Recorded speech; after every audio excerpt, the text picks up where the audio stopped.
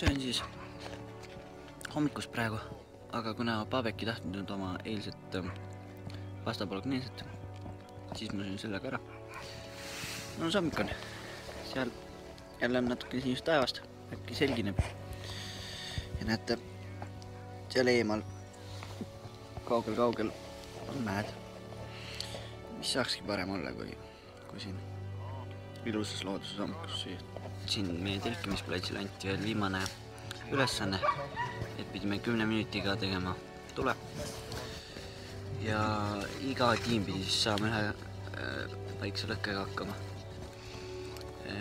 Me Pavekiga saime sellega praktiliselt kohe hakkama, et tema läks tõi puivakasatohtu, mida me olime varasemalt korjanud.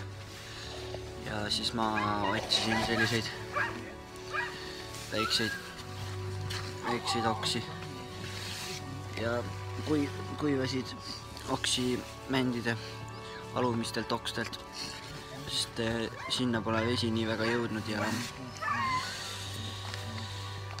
muidu kõik muu on väga niiske ja märg. Aga jah, me saime sellega päris kiiresti hakkama. Teised siin taga veel teevad lõkkega hakkama saada.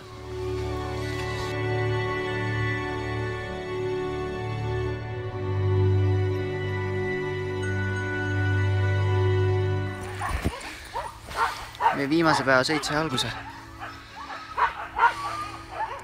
Ma usun, et tõob üks mõnus sõit.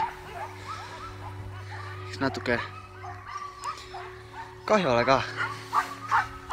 Aga nüüd tõob viimane võtta sellest kõigest.